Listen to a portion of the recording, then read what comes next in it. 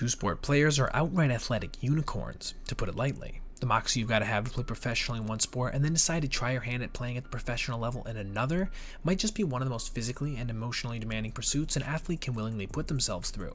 Nevertheless, there's been a handful of guys who've done it to varying degrees. Colorado Rockies first baseman Todd Helton played college baseball and football for the University of Tennessee until a knee injury resulted in true freshman Peyton Manning taking his place. And we all know how that turned out. Cy Young Award-winning pitcher Tom Glavine was drafted by the LA Kings hockey team in 1984 as a well-regarded youth prospect, but opted instead to sign with the Atlanta Braves and win over 300 Major League games. Hall of Famer Dave Winfield was drafted in 3 different sports before signing with the Padres. Legendary athlete Jim Thorpe played professional baseball for the New York Giants, football for the Canton Bulldogs, and was even part of an all-indigenous professional basketball team. Jackie Robinson played seemingly every sport in UCLA and excelled at all of them, as he became the school's first athlete to varsity letter in 4 sports: baseball, basketball, football, and track. But when it comes down to it, few men of the modern era have been able to excel in 2 sports well enough to go pro in each, let alone make it to the top of both leagues. But in every case where they either failed to make their MLB debut, flamed out quickly, or proceeded to have a long, productive career, we inevitably find ourselves asking the question: was their transition to or engagement in Major League Baseball a success? Come with me as we look at 7 high-profile cases today and try to determine which designation will be more of a trend. If you were a 90s kid, there's no doubt you remember the iconic phrase, Bo knows. This series of advertisements played up the freakish athletic abilities of the legendary 2-sport player, and the phrase, even to this day, litters tons of compilations and highlights the internet over.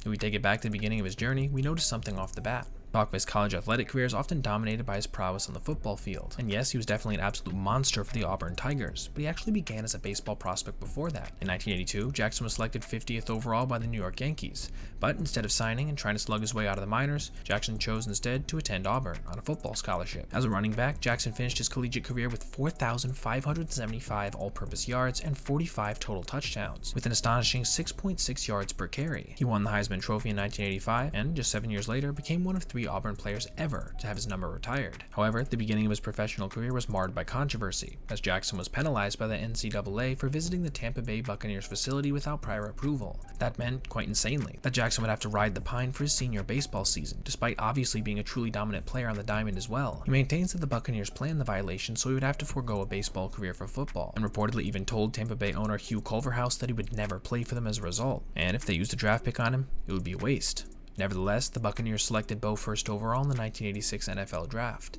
Jackson made good on his word and refused to sign, instead heading to the MLB to play for the defending World Series champions, the Kansas City Royals. A year later, in the midst of his first official rookie season that would see him blast 22 home runs, the LA Raiders would select him in the 7th round of the NFL Draft, even though Jackson maintained he wouldn't play football. Raiders owner Al Davis apparently encouraged Jackson to play both sports, and negotiated the highest salary of any non-quarterback player in NFL history. His contract also stipulated that Jackson would be permitted to play the entire baseball season, even if it meant missing NFL games. Because the Raiders were the division rival of the Kansas City Chiefs, things weren't exactly rosy between Bo and the Royals fan base to start. Yet, their boos quickly turned to cheers when Jackson proceeded to make his presence known league-wide, as in 1988 when he hit 25 home runs while stealing 27 bases. But perhaps no one year could define how good of an athlete Bo really was better than 1989. For the Royals, he hit 32 home runs with 105 RBIs, including an all-star game blast in front of Ronald Reagan. He then went on to rush for 950 yards while averaging 5.5 yards per carry with 4 touchdowns for the LA Raiders.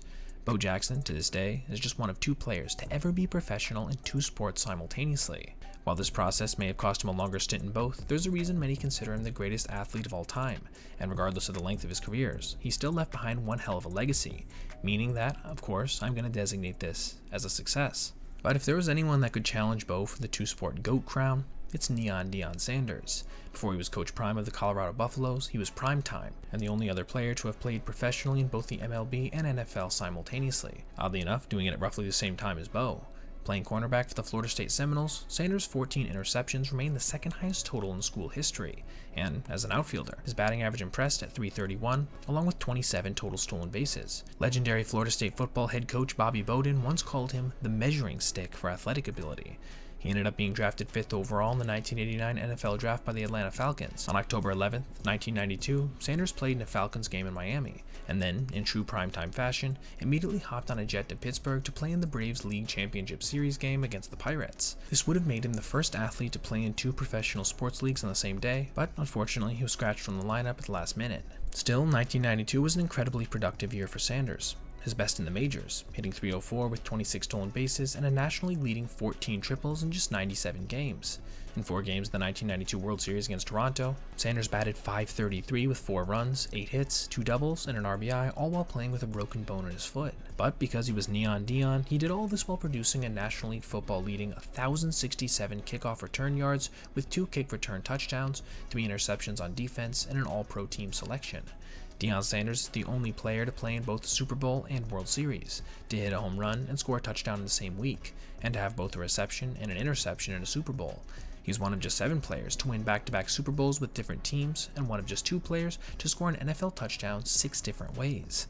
And while yes, he was a Hall of Fame NFL player, his MLB career was no slouch either, with him swiping over 20 bases in a season 4 times, including a career-high 56 as a 29-year-old, even after taking a full year off from baseball. Suffice it to say, Sanders had 2 truly remarkable professional careers, which easily makes him our second straight success story to start off. But not every professional athlete so easily succeeds in writing their own ticket to the show, even if they're considered royalty in another sport.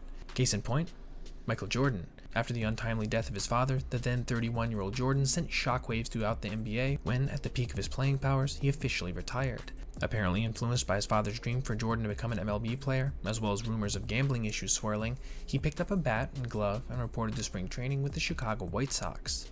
Let's just say it wasn't the smoothest transition, as you might expect from a guy who had taken more than a decade off from playing baseball. Suiting up for the AA Birmingham Barons, Jordan posted just a .202 batting average with a sub-600 OPS.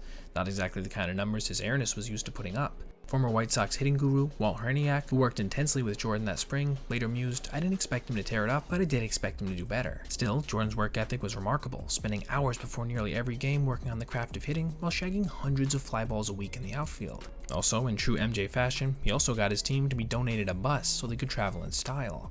With the fans, as expected, he was an instant hit. That season, the Barons drew over 467,000 fans at home and played to packed houses at every stop on the road, establishing attendance records that may not ever be broken. And yes, while he may have struck out 114 times and committed 11 errors in the outfield, he also stole 30 bases and knocked in 51 runs. He even had a decent effort in the Arizona Fall League, batting .252 against some of the game's most elite pitching prospects.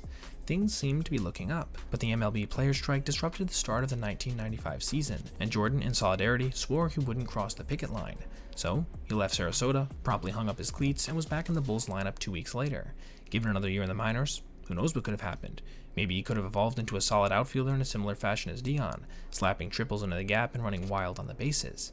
But, regardless, what we do know is, the basketball world was certainly better with one of the greatest players of all time back for good. And while yes, he was able to compete somewhat at the AA level, he not only never approached a big league job, it was an open question whether or not he was even going to make it, period, all while burning a year of his prime as an NBA all-timer. This is, in my opinion, our first failure of the video. While it may seem surprising to some, there have been quite a few two-sport players, like the next athlete on our list, DJ Dozier, who never became household names. Like both Deion and Bo, Dozier was drafted to the MLB first, in the 18th round of the 1983 player draft by the Detroit Tigers. But instead, he elected to go to college and pursue his budding football career. At Penn State, Dozier was a 1986 All-American and even scored the winning touchdown in the Nittany Lions national championship win over Miami. With his skill, strength, and imposing frame, he was picked 14th overall in the 1987 NFL draft by the Vikings. He didn't have quite the stellar career that many times come from a first-round draft pick, tallying only 691 yards on the ground, 9 total touchdowns, and just 4 yards per carry in his 5 seasons. To this day, many Vikings fans blame Dozier's poor play for the team's ill-advised decision to trade away a staggering 8 draft picks and 4 players for Cowboys running back Herschel Walker. Dozier was then traded from the Vikings to the Lions and rode the bench behind Hall of Famer Barry Sanders. During this time as well, the New York Mets signed him as an amateur free agent, where he showed some real potential in the minors, batting .297 for St. Lucie while adding a .383 OBP, .473 slug, and 33 steals. Ultimately, the Mets promoted him to AA Jackson, where he somehow immediately got better, slashing .324, .395, .569, and 102 at-bats, while also accumulating a staggering 7 triples. Mets vice president and player development guru Gary Hunsicker said of Dozier, "I think he surprised everyone, maybe even himself, with how quickly he got back into the groove. I'd have expected at least one prolonged slump, a genuine struggle of one kind or another. He never did." Baseball America sang Dozier's praises too, naming him the number 44 prospect in all of baseball despite his advanced age. He would go on to make his major league debut on May 6, 1992 as a 26-year-old. In 25 games, he hit just 191 with 4 stolen bases and 19 strikeouts and 47 at-bats. Unfortunately, this would be the only MLB action he would ever see. Eventually, he was traded to the Padres and then to the Cardinals. At this point, he decided to retire from both sports in 1995, leaving behind a lot of what-ifs. And being as how he didn't manage to tally even a single major league home run or play more than 25 games in a season, this has to be considered a failure, right? After all, if at sometimes bad running back, he was still able to find work for periods in the NFL, which is more than can be said for his baseball career. Keep in mind, I mean no disrespect to a guy that obviously worked his tail off, but I think of the two options I've presented, this is the more appropriate designation. While a guy like Deion Sanders may have called football his dream and baseball his backup plan, Brian Jordan was always focused on America's national pastime. Drafted in the first round by the St. Louis Cardinals in the 1988 MLB draft, Jordan was playing in the Cardinals minor league system when he was subsequently drafted as a defensive back. Clearly, he was a guy with professional acumen, but after signing, he still ended up being cut by the Bills in training camp. He landed in Atlanta in 1989 and played 3 seasons with the Falcons, with 4 sacks and 5 interceptions during that period. He even led Atlanta in tackles in 1991 and was voted as an alternate to the National Football Conference Pro Bowl team. However, in 1992, Jordan was offered a new contract by the Cardinals, which stipulated that he give up football and devote his time exclusively to baseball. You see, due to his time in the gridiron and his interests being split, he was a 25-year-old raw prospect, hitting only .207 as utility outfielder at the time. Still, the Cards saw his potential, and after accepting their deal, he would go on to have a 15-year career in the bigs, and a productive one at that. From 1993 to 2003, he averaged 22 home runs a season with 14 stolen bases and 99 RBIs per 162 games, including finishing in the top 20 of MVP voting 3 times, easily making him the best baseball player we've discussed so far, or will discuss. Given his injury history, he played fewer than 100 games in 8 of his 15 seasons, his status as a relatively late bloomer, and his 1998 career best year of 25 home runs and a .316 batting average being dwarfed by teammate Mark McGwire's celebrated home run race, Jordan's reputation as a great ball player in both sports has been somewhat relegated to a footnote. And while yes, he might not have had the magnetism of a Bo Jackson or Deion Sanders, he still flashed greatness in both football and baseball, and deserves to be remembered for it. Nevertheless, his is perhaps the most effusive success story of the entire video, as he's the only player who managed to hold down a starting major league job for more than a decade, while consistently throwing up some pretty decent power numbers. Next up is Mark Hendrickson, one of only 13 athletes ever to play in both the NBA and Major League Baseball, as well as our only pitcher on this list. He's also one of a few select players who were drafted by major league teams 6 times, and by 4 different teams. However, Hendrickson didn't sign with any of them, and after finishing his college basketball career at Washington State, he was drafted 31st overall by the Philadelphia 76ers in 1996, the very same year as Kobe Bryant, Allen Iverson, and Steve Nash. Hendrickson played in the NBA while also playing semi-pro summer baseball, eventually signing with the Blue Jays in 1998. During his 5-year tenure in the NBA, he played for the Sixers, Kings, Nets, and Cavs, but became frustrated by his lack of playing time, as he only ended up seeing more than 30 games played in the season once. So, he left the NBA for good in 2000 to become a full-time MLB reliever/starter. Hendrickson's big league debut wasn't exactly memorable, at least in the right way. Entering in the 8th inning after a dominant outing from Hall of Famer Roy Halladay, Hendrickson struck out the first batter he faced on 4 pitches before allowing 5 runs on 3 hits and 2 walks and getting pulled. But he put this shaky debut behind him and went on to have a rock-solid 10-year career as a ground ball pitcher, while becoming the first pitcher in Toronto Blue Jays history to hit a home run, which he did against the Montreal Expos on June 21st, 2003. Hendrickson ended up playing for Tampa Bay, Los Angeles, Florida, and Baltimore, finishing his career with a 58-74 record and a 5.03 ERA at the height of the steroid era, and finished with a total of 1,169 innings and 666 strikeouts. To this day, he's the only player in MLB and NBA history to pitch a shutout and shoot a 3-pointer. His story is one of success, as more than a decade of solid MLB pitching truly was remarkable from a guy who didn't even make his MLB debut until his age 28 season. Our final 2-sport player never did make it to the major leagues, but certainly did make an admirable effort: Tim Tebow. Tebow never really made it as an NFL player either, but a dominant college football career for the University of Florida, coupled with his star power and work ethic, catapulted him into the national spotlight regardless. At the pro level, Tebow became known for his impressive debuts early in his career. In his first season as a full-time starter for the Denver Broncos, he brought the struggling team to their first division title since 2005, while becoming the first quarterback in NFL history to rush for a touchdown in each of his first 3 career starts. But overall, his quarterbacking career was hampered by an abysmal sub-50% completion rate and a nasty habit of fumbling the ball. After the Broncos signed Peyton Manning, Tebow was traded to the Jets and then bounced around from the Patriots to the Eagles before being released from each team without taking another regular season snap. By 2016, Tebow was a New York Times best-selling author and a frequent contributor to ESPN, but he still wanted to play ball. Only this time, on the baseball field. So, in August 2016, he signed a deal with the New York Mets following a professional tryout put on by his agent. In his first at-bat in the Mets Instructional League against the Cardinals, he hit a home run. In his first at-bat for the Class A Columbia Fireflies against Augusta, he belted another dinger. And his Double-A debut for Birmingham against Portland, he did what? You guessed it. That same year, he was named to the Eastern League midseason All-Star team, representing the East squad as the DH. Throughout his up-and-down minor league career, Tebow would hit 18 homers while knocking in 107 runs, and scoring the same amount. The problem? His slash line sat at 223, 299, 338, simply not good enough from a range-limited hulking corner outfielder. Despite these middling numbers, and much like fellow two-sport player Michael Jordan before him, people still wanted to see Tebow play. Attendance spiked both on the road and at home as fans turned out in droves to watch him, lining up to grab an autograph before the game, or even just snap a picture. He finished his career at AAA Syracuse in 2019, batting 163 in 77 games before a laceration sustained while fielding a ball ended his year.